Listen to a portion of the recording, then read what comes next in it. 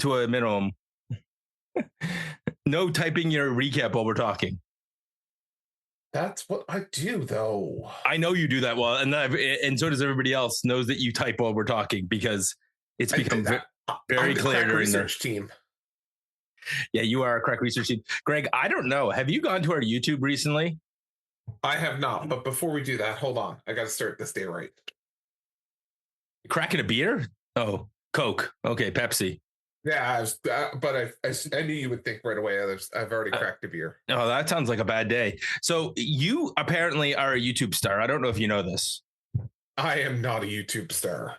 So the most popular video we have in like the last 3 weeks, and we're not talking about large views, and we want to thank everyone who does view this and listens to us, and shout out to Jared Francis, whose birthday is today, who I'm going to see later for supper. He's filled in on for you once or twice. You are number 2, Greg. Angry Greg. Greg is done with the MFTs. I am number 2.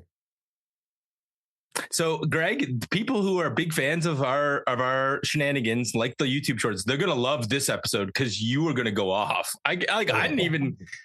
I was like, Greg. I watched that clip last night. I was like, oh, Greg's already mad. Greg is so mad already. Yeah, he is. He was. Yeah. I was not happy. Okay, so I got a second query for you. Okay. Let's play the theme song, and then we can play our game, a little game show game. Okay. All right.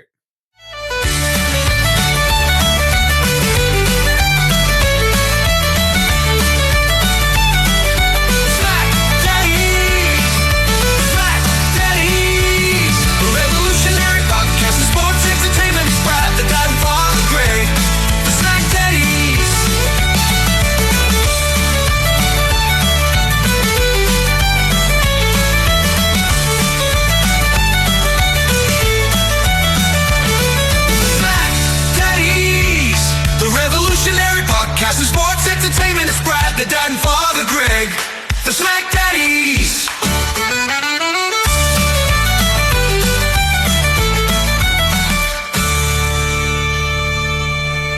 So hello friends and welcome to the SmackDown review for the Hub. I am Brad the Dad. Running shotgun with me is my tag team partner, Greg Father Feltham. Bless you, my son. Gregory.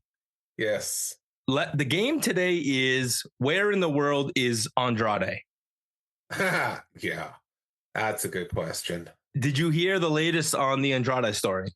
I have. I've been keeping up to date in that this week, yes. Between Fightful and I've heard it from Post Wrestling and a few other sources. Apparently, he's got himself a contract issue. He does, in fact, apparently, in the standard WWE contracts, apparently, you cannot, even for cause, you cannot go to another place for a year. No, actually, it's different for cause. If you get fired for cause, it actually is worse. Yeah. Here's the thing. There's no way it's standing up in court. Oh, absolutely. But is he going to bother? Oh, yeah. I would say. If I were Tony Khan, I would do it just to prove that I am on your side and earn some credibility with some wrestlers. Yeah, I suspect so. Anyhow, we'll see. So that's why he appeared and then disappeared. The other question I have for you is you are the detail-oriented member of this team. I am. You deal with contracts and you deal with taxes and things like that. That's news to me, so okay. Well, I mean, I don't even do my own taxes. Like my wife does that stuff. But okay, but you've done contracts and things like that. I've signed contracts, so have you. How did a lawyer miss this clause? I doubt that they did. Honestly, they probably thought that it was contract was termed for cause. I don't know if it's a due diligence thing that was missed. I really don't know, but I don't know. It's certainly an interesting thing to say the least. But yeah. So, Greg, what did you think of? I did the podcast with Eric. What did you think overall of the PLE that we got last weekend? So I did not finish the show until, my goodness, I think it was Monday by the time I finished it. It took me a while to get through that just because personal life got in the way. Yep. I laughed out loud because I did actually go back and watch the women's match twice, because the first time I was actually listening to it as opposed to watching it, so I had to go back and actually rewatch. So when you guys kind of called me out on that, it was funny because I didn't listen to you guys till afterward, to not spoil. Yeah, it was. I got to tell you, the experience of watching it delayed on Netflix, so much better because none of the crap was in there. I have decided that from now on, I may start a show, but I'm going to pause in the middle.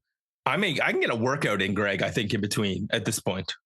Easily. Now, one of the things that I noticed last night, I was watching on delay last night, but Netflix didn't auto take out commercials and stuff. I still had to fast forward through all those downtime.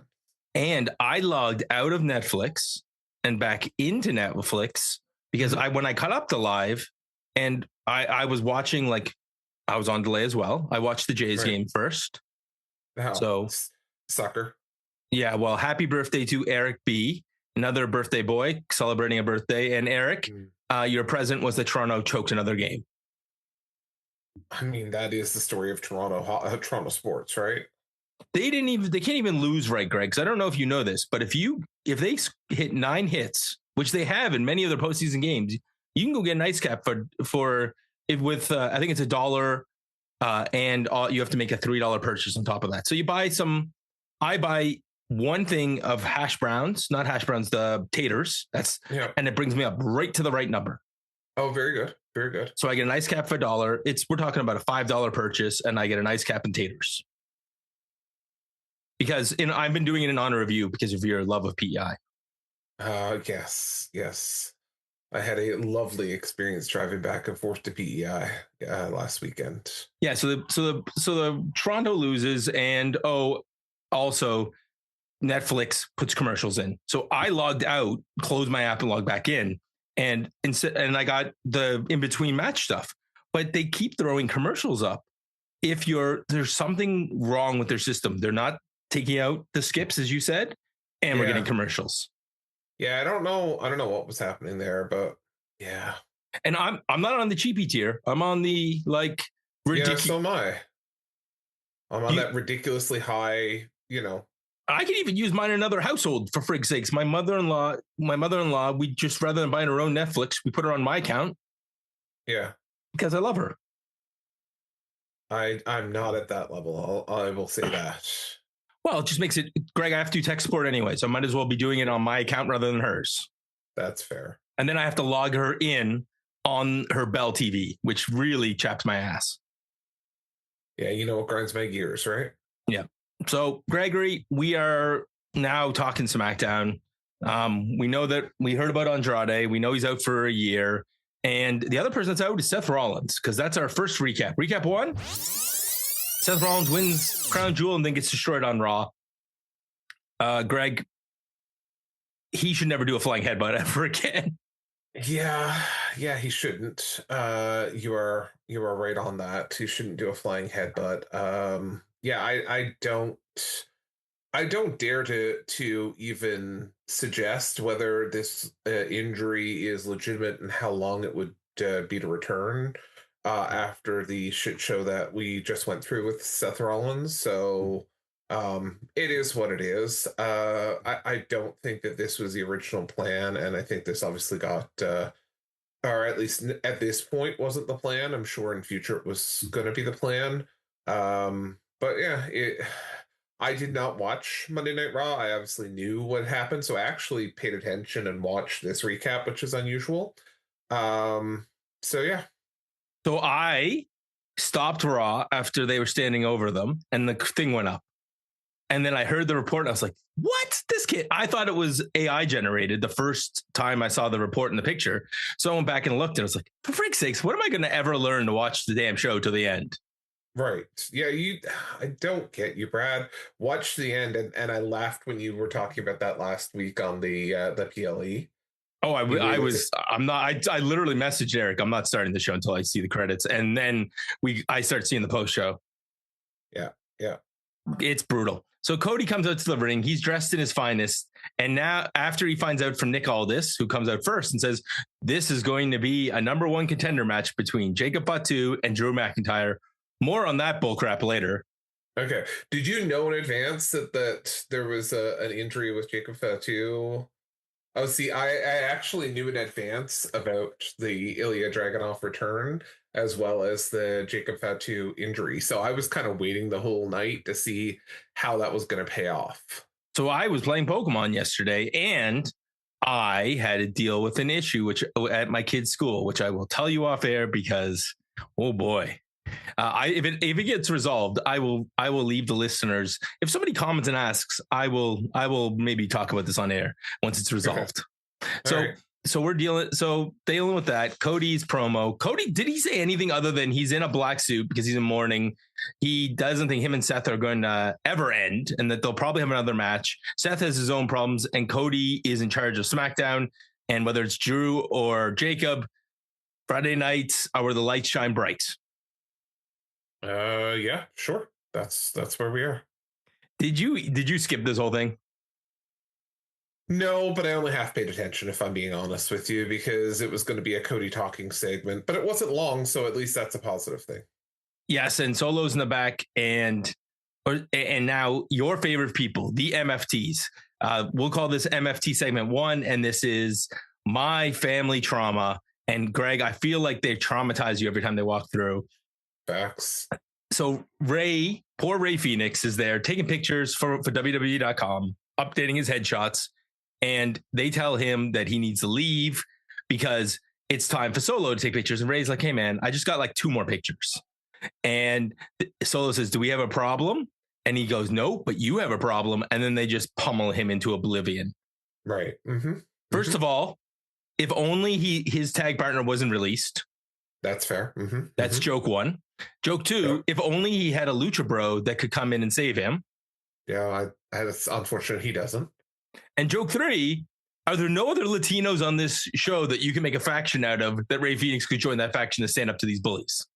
I believe we will see a couple more Latinos on the show that he could join with.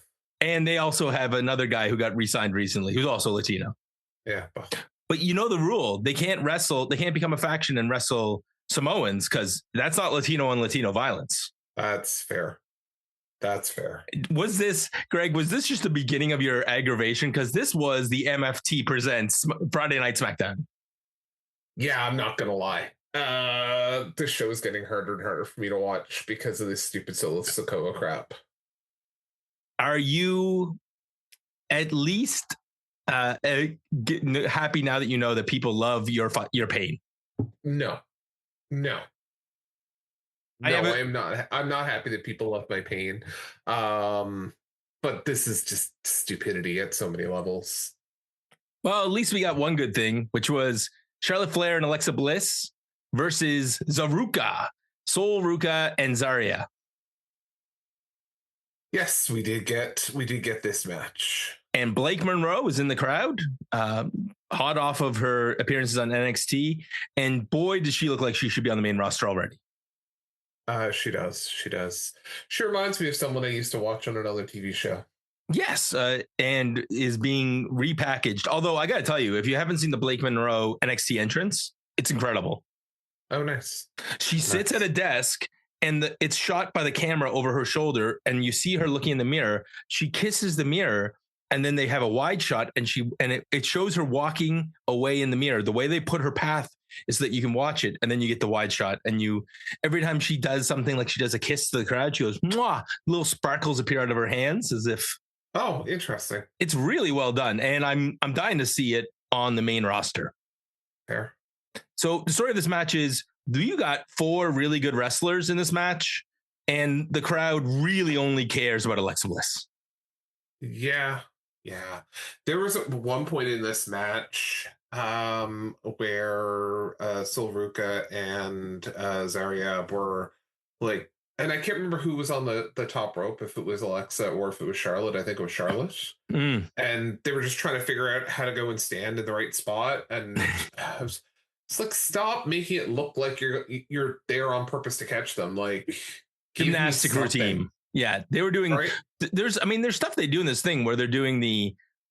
Soul does a cartwheel out of an arm wringer and lands on her feet, which looks really cool. Like you have two gymnasts in there. Zarya just getting out of the Sister Abigail and then throwing Alexa up in the air really high. And then when she chokes her, like when she stands in the middle rope and she picks her up and chokes her, those all look super good. And I've seen her do that on much bigger opponents.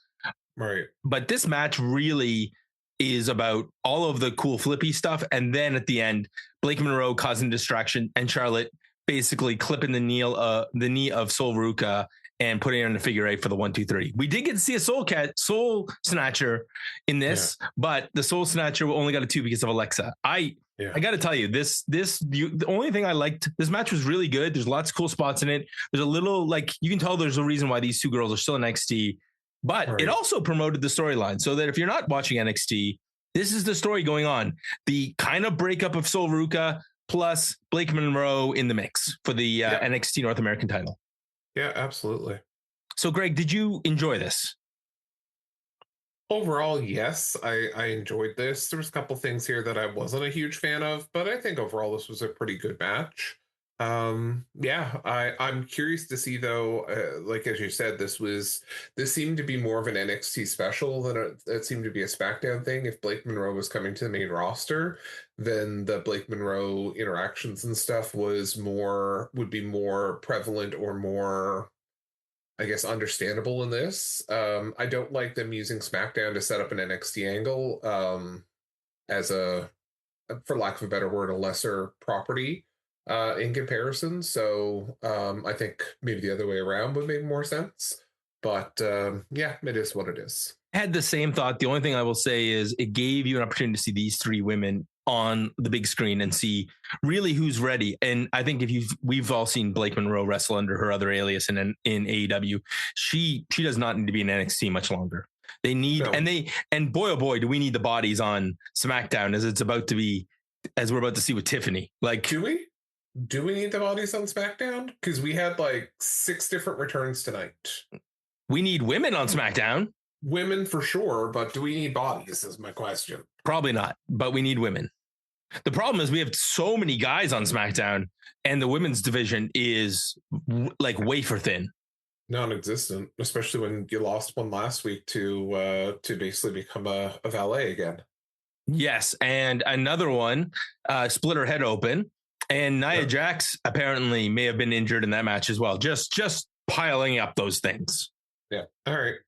Jacob welcomes Cody to the yay area. And when he's done dog walking, which is funny in hindsight, when she's done dog walking Drew, he's going to do that. He's going to show him what it's about to be a Ghost Rider. I love how he said he's going to dog walk him from Oakland to San Jose to San Francisco, all around the Bay Area. And Greg, you saw this coming. So you must have been watching this totally differently going, it's good that you're talking, bud, because you're not getting in that ring. Yeah, definitely. Honestly, at this point, this is when I started to think to myself, or maybe not here, maybe it was in the segment that's coming up with Tiffany Stratton. But it's like, where's Bailey? Yeah, this is her home rink. Like this is Bailey territory. So where the hell is Bailey? And I don't know if she was on the tour in Japan right now, but like, let the poor lady work her home. Yeah, why didn't you bring her back here to, even if she came out at the end and we got a 6-woman tag where we get 3 female heels plus Bailey joins Charlotte and Alexa? Yeah, something. Because I really hope at the end of this show that we saw on TV, I hope it was a dark match because this was not a good ending. I don't see, it's not in cage match, so I don't know what the dark match was here. There's nothing listed. So Selena and Aleister Black has brought his wife into his creepy dark room, and they now bought a pet snake. Yeah. Do you know what this reminds me of? Like a guy who was recently didn't have his contract renewed for WWE. Now that he's got, him and his wife were kind of together on screen. Like this is just screaming to me, Carry On Cross. Like, I'm literally wondering if they just took the storyline that they were planning for him and just said, well, here, we're just going to give this to Aleister and Zelina. We like Zelina and Aleister more. Yeah. So none of this was new. This was always part of the plan. this is my wife, and we always plan to be reunited. They have the creepy white snake throughout, and sometimes you need a necessary evil, Greg. You do. By the way, I did confirm Bailey was actually in Japan today. Yesterday, she was at a house show in Tokyo. Yeah, poor planning, WWE, poor planning. Yep. So recap number 2, Shinsuke's back with his old music, and him and Sami had a pretty good match. They got ruined by the MFTs. What? No. Wait, Solo Sikoa ruins shit? I would never believe that. I feel like this sarcastic comment just became a YouTube short, Greg, because Solo Sikoa never ruined anything. I'll just have a bunch of clips of him ruining things, and you just shaking your head like, mother frigger, I hate this guy. Yeah, all these things are true. So you're not starting the Solo Sikoa Appreciation Society? Absolutely not. The MFT fan club? Absolutely not. So if I buy you an MFT shirt for Christmas, you're going to kill me, aren't you? I'm going to return to sender. Greg will be like, I thought you were going to make a joke right there and go, that'll be the only MFT shirt they sell this year. No, I didn't. I wasn't going to go there. Because they'll buy lots of them, Greg. Every one of you telling me all those Samoans have kids. Every one of those kids is getting an MFT shirt for Christmas. I guess I don't know anyone who would want to wear an MFT shirt at this point. We get Nick, and he's in the back with Miz, and Miz and him are agreeing to something apparently. And then Sami walks in, and he's like, "Hey, you canceled my open challenge." And while Shinsuke should get a fair match, and Sami says, "I don't want to hide because of the MFTs. I want a match." And Nick's all concerned. But literally what we get out of this is Sami's going to go to the ring. He's not going to let the MFTs control this show. Greg was like, "This is my new favorite babyface. You go." And then we also pan over to the Miz, who's just sitting there smiling. Yeah, and you knew what was going to happen, right? Like, there are times when you expect the surprise from WWE and something, but there are also times when you're like, you can see something coming a mile away. And you could see this one coming a mile away, that the Miz was going to come out and challenge, and Carmelo Hayes is not going to let him, get out of the entranceway. Yep. And then we get an advertisement for Hogan's Rock and Wrestling animated series is now on YouTube. Oh, you better believe I fast forward to that bullshit. Oh, I thought you were, Greg, I can give you 2 options. You can watch MFT segments. No. Or you can watch the Hogan. The secret answer is I'm about to hang up on you. Greg picked C. Well, Greg already recapped the next segment. Miz comes out for the challenge and Carmelo Hayes takes him out. So we don't know who we're going to get, except for Greg, who had seen the spoiler. So Ilja Dragunov comes out. And he's looking jacked. And the number of times they told us that this man was hungry, like WWE didn't fulfill his contract while he was out on a year leave of recouping. You'd swear to God it was like he was a talent who got cut while still injured. Well, come on now. They don't do that. Moving on. In unrelated news, Rich Holland, we are sending you best wishes on behalf of the Hub and the SmackDaddies. I hope you find a way to feed your 5 kids, because WWE doesn't give a shit about you. Ain't that facts? Poor man, he got kids. He got kids. Hey, maybe him and Heath Slater can do a comedy. Heath Slater should do a festival for him. He should do something.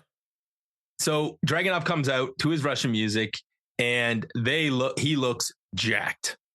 Yep. This match is a series of nasty strikes, and I really hope that tattoo isn't that new, because Sami maybe Dragunov doesn't want that tattoo anymore, because Sami was trying to wipe it off his chest with chops.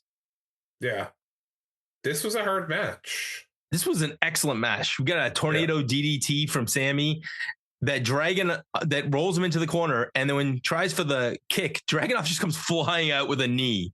The suplexes, where we get the rolling suplexes where they're both fighting each other to keep the suplexes, Michinoku drivers. There is some crazy gross stuff. There's a lot of times when Sami dodges something and just Dragunov just comes flying out of the corner and just bashes him in the head. Yeah. Dude, this looked incredible. My favorite, though, was when Dragunov hits his spinning he spins through the ropes like a 619 and comes out and hits just a crazy clothesline. Greg, was there any spots of you watching Dragunov going, wow? Because I know I've watched probably way more Dragunov than you. Like you were like, this guy, what the hell? Well, I spent this whole match trying to think to myself, how are they going to get out of this? How is it that Sami is going to retain here? Because this was a great match. It was a great showing by both Dragunov and Sami. But I just spent the whole match trying to figure out, okay, how are we gonna finish this, and how are we gonna make this all work? And I didn't know. Going back to kind of my comment to start this segment, was there sometimes you can see stuff coming a mile away, and there's sometimes that you are completely surprised, and this is one of those ones where I was completely surprised. Yeah, because I bid on all the finishes as well, because we got Torpedo Moscows and we got Blue Thunder Bombs that people kicked out of. Yeah, I didn't bite on them. I'm like, okay, well, he's not going to win. He's not going to win. There's no way Ilja Dragunov's going to win here. So, like, how are they going to get out of this? And then the very end is he hits the Torpedo Moscow and the H-bomb. The only thing I don't like about this match, Greg, is I hate that stupid H-bomb. I don't get it as a finisher. Yeah. But Dragunov pins Sami Zayn. Ilja Dragunov is your new United States champion. And the pyro goes off. And it's really mostly caused because Sami had Dragunov beat, but there's a solo Sikoa distraction, which I thought was going to lead to the MFT swarming. I really thought that was the end of this match, and that was the way out. Right. Yep. But it's not. And I think what we're going to get is the baby faces of SmackDown trying to fight the MFTs in a Survivor Series match. Do you think? Well, that would be I'm not so sure. Well, and stupid. Let's go with babyface. You know, we love to talk about dumb baby faces on this podcast, Greg. Let's go through the list here. The MFT swarm. So Rey Fenix comes down without any weapons to try and fight off 5 big Samoans. Right. So the dumb babyface award of the week is Rey Fenix. Yeah, but that's not what I think we're going to get. Oh, yeah, no. I'll get to your favorite part of the show because I made a note here. Record this. Get ready for the short. Because Greg was like, this is the best thing ever, right? Like MFTs dominating, more MFTs on SmackDown.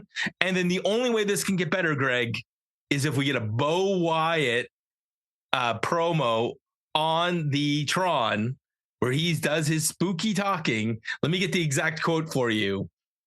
He says, sometimes you'll find somebody knocking at the door and you won't like what the answer is.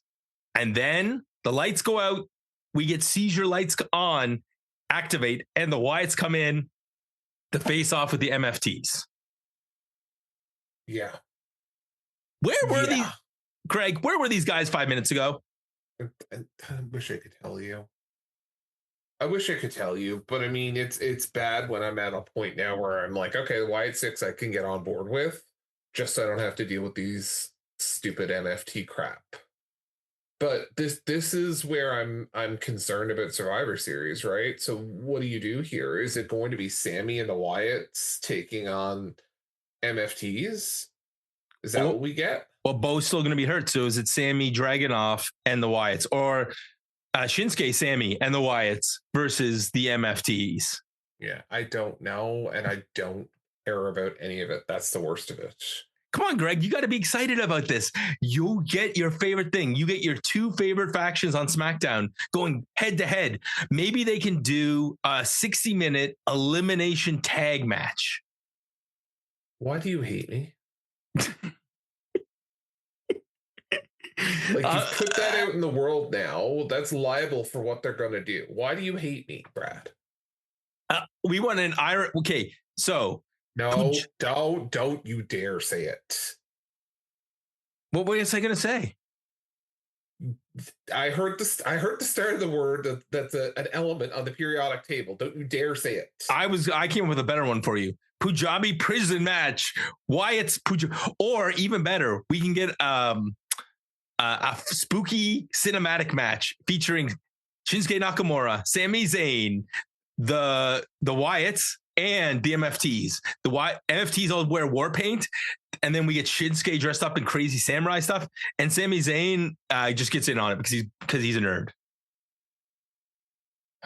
And the ghost of Bray Wyatt pins Solo Sikoa. So legitimately, when they had Bo Dallas on screen, I legit for a minute thought it was like pre-recorded Bray Wyatt. He looks so much like Bray now. Beard. So much, right? I was like, where did we dig up this Bray Wyatt footage from? Literally dig. Well, Sora can do wonderful things these days. Yeah. Greg, I got to tell you, I don't know what to clip from you because you are just going to lose your mind for the next. MFTs are going to be the major storyline on this roster. Do you know what I'm fearful of? And I'll be 100% honest with you.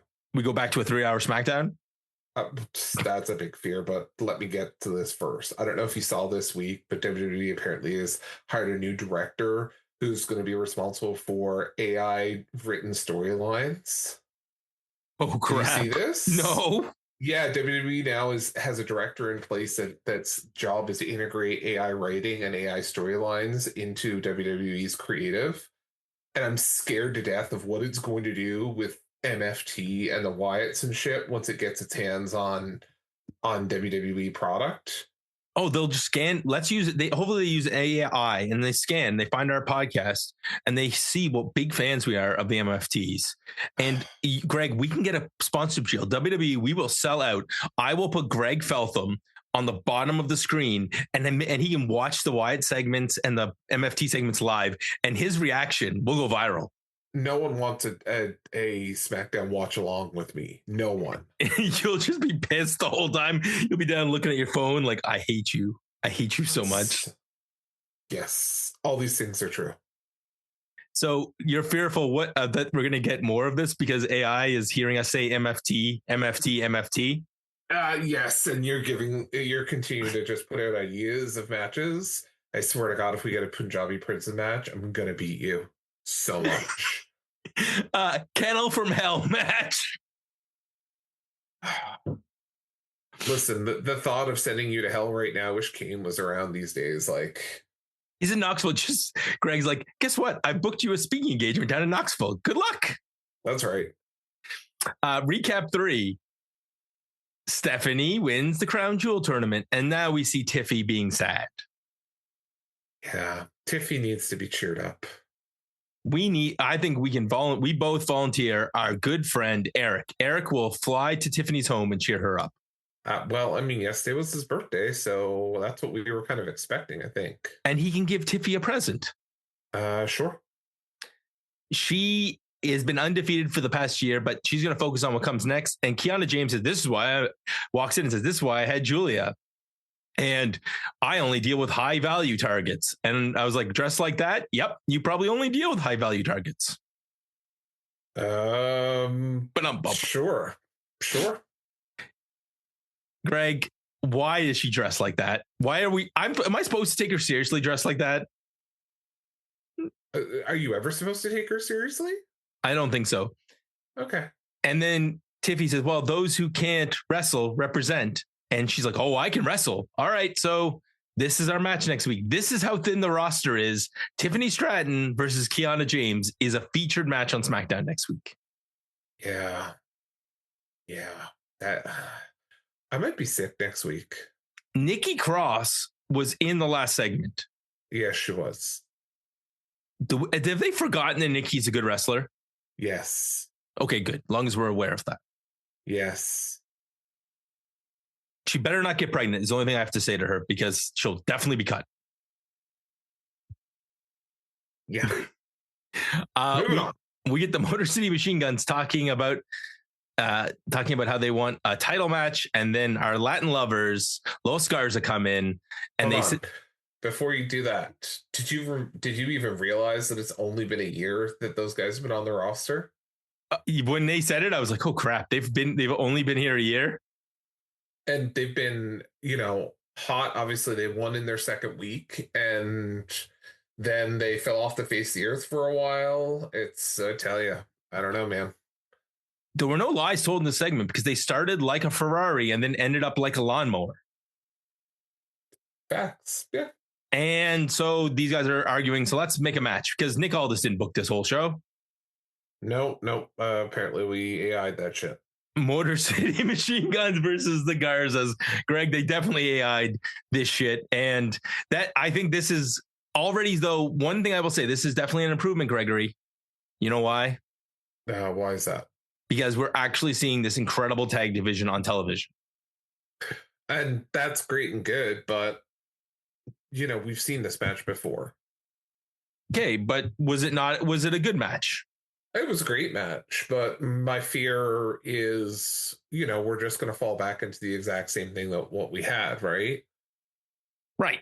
And it wasn't long enough, given like how much time we wasted in these talking segments and the multiple MFT segments. These guys got like 7 minutes. They hit all kinds of cool stuff, and we get a skull and bones for the win. So, yeah. I mean, basically, I don't think Alex Shelley was in the ring for longer than 3 minutes. Do you know the last time these guys had a televised SmackDown match? The Motor City Machine Guns? Mm-hmm. I'm going to say July. A little bit later than that. May? August 2020, August 22nd, where they were in Dublin. So it's been 2 months. Yeah, it's been 2 months. You know what? These guys both have a good reputation in TNA. Maybe if you got nothing for them, load them back to TNA for a couple of weeks. I guess. But again, don't get hurt in a TNA ring because they will release you. That's true. That's true. I'm just trying to go back and see here when these guys last took on Humberto and Los Garza.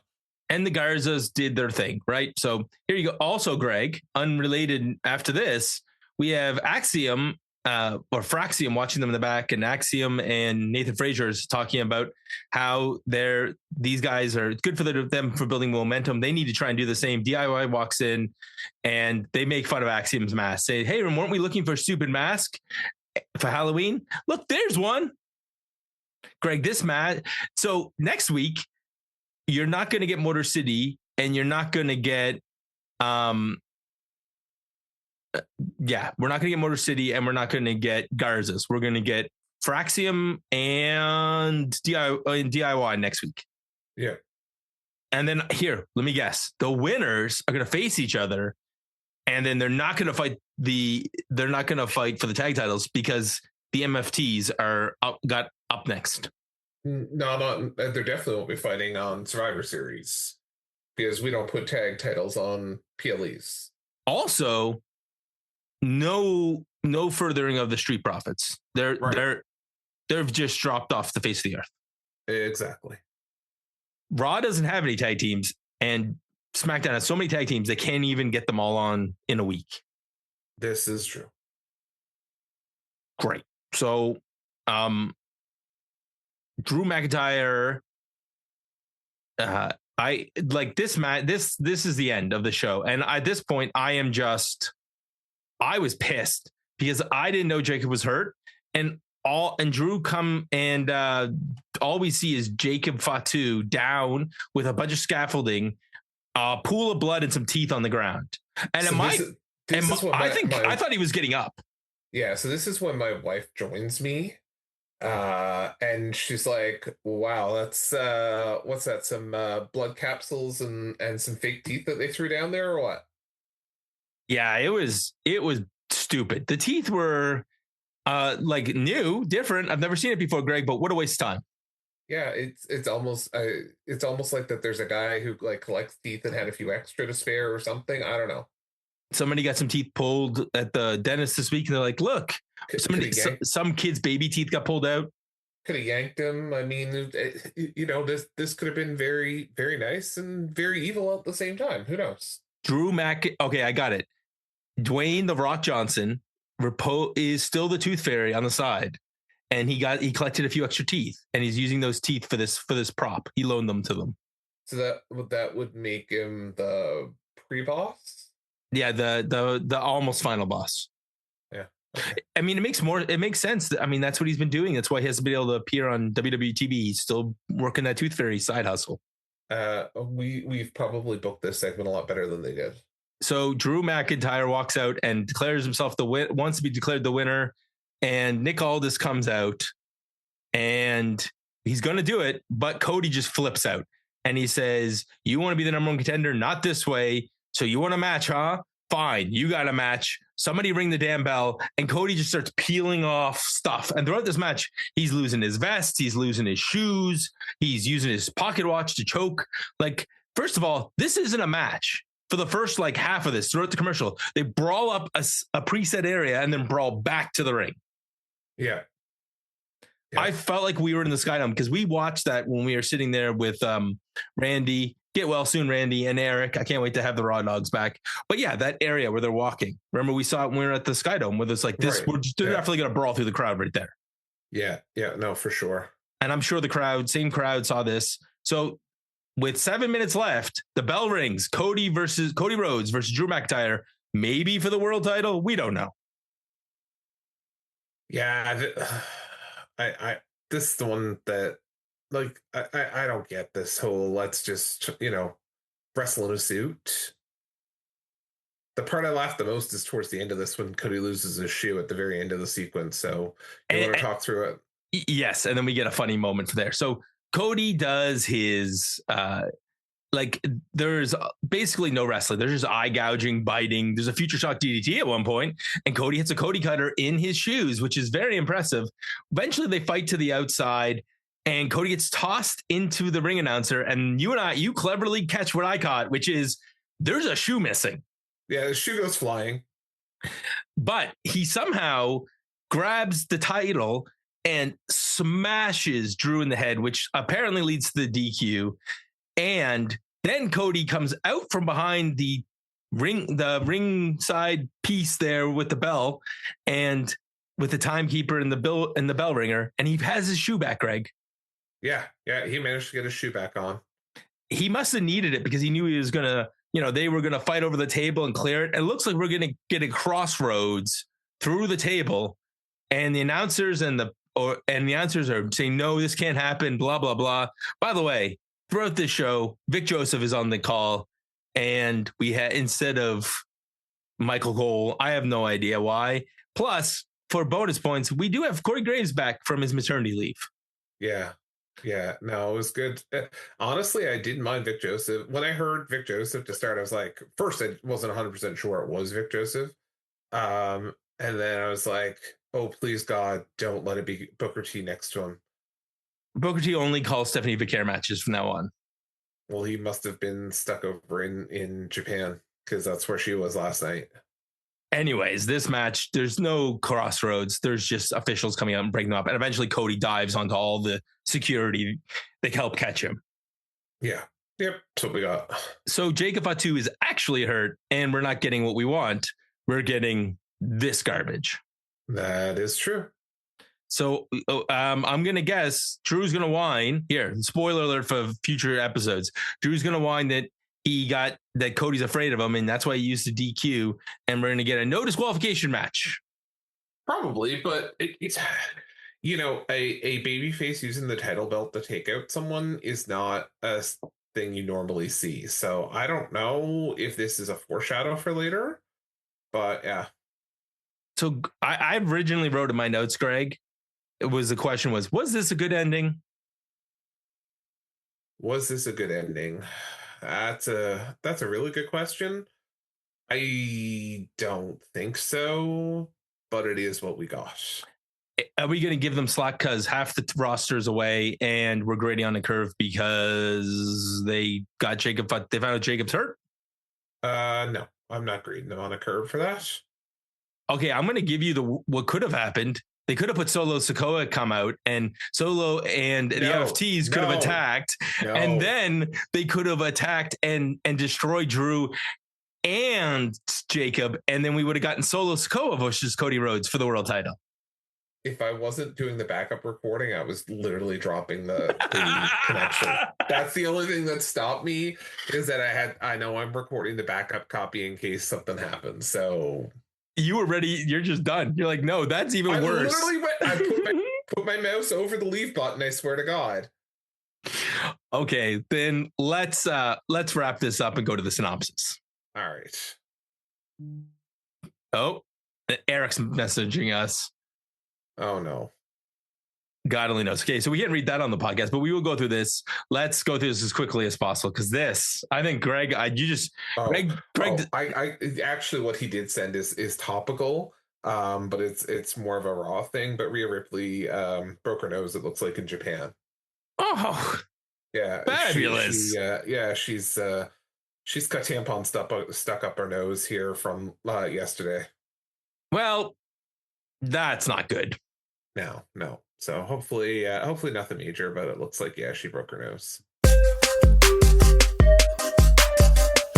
This is your SmackDown synopsis. So what do you want to do with Nick Aldis and Cody Rhodes addressing the crowd to start the show? Yeah, I can cut this. How about Solo walking through it? The only time you better believe we're cutting that shit. Charlotte Flair and Alexa Bliss versus Zolruca. No, we'll keep this. Okay. What about Jacob? Oh wait, we already did that one. I forgot all about. Oh no, I did this. I did the Jacob one. Oh no, wait, I didn't do Jacob and Cody. Yeah, I did Solo. You didn't do Jacob. You did Solo and Ray Phoenix. Yeah. So what about Jacob and Cody? Let's keep it. Greg, you're falling asleep on me. That's how good this SmackDown is. No, that's been a long week already. Zelina and Aleister Black. The Killer Cross Charlotte angle, we can cut this. I figured you might be generous enough to give it a digital exclusive, but not even that. Nick Aldis, Miz, and Sami talking about the MFTs. We'll keep this. What about Miz and Carmelo at the beginning before the match? We'll keep this. And then what about Sami and Ilja Dragunov for the US title? This is fine up until the pin. Okay. And you're like, the pin can, you don't want the pin. You want a schmoz instead. No, it's fine. Even the new champion is fine. But the after the match MFT crap, we're cutting all that. But what about the Wyatts? Now cutting it all. You don't want MFT and Wyatt love? No, I don't. Send Greg your MFT Wyatt memes for this week. Tiffany Stratton getting in it with Kiana James. We can keep this, but honestly, the better thing you can watch is, and I shared it with you this morning, Brad, is R-Truth and Tiffany Stratton doing a lip sync backstage. That made me laugh a lot. Yeah, where was R-Truth when we needed him? There could have been the match. R-Truth versus Drew McIntyre. Sure. Okay, Motor City Machine Guns and the Garzas. I'm gonna make you put all this together. You either got to keep the match and the backstage or cut it all. Yeah, I'll keep it, I guess. What about DIY and Fraxium? Cut. And Jacob Fatu getting destroyed. Cut. And Drew McIntyre and Cody's brawl. I think you got to keep this for the storyline for the Fatu injury. So basically, you cut half the show because it sucks. Yeah, I did.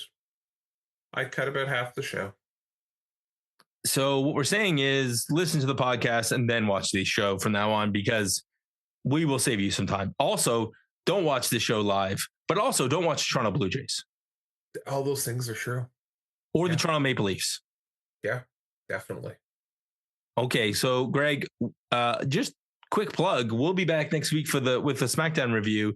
Maybe if Greg can some survive. Of us will be for sure. Greg's Greg, you don't want to watch more MFT love? Greg is non-committal at this point. What happens if the show give us a percentage? If the show is 25% MFTs, will you watch? Greg is non-committal at this point. So something will be back here at the same time, same channel. In the meantime, check out the socials, check out all of the stuff over at the hub, and enjoy Greg's furious shorts. For Brad, I'm Greg. You get the last word, bud. Oh, I don't even know what to say here. Why are you doing this to me? Because it's funny. Goodbye, friends.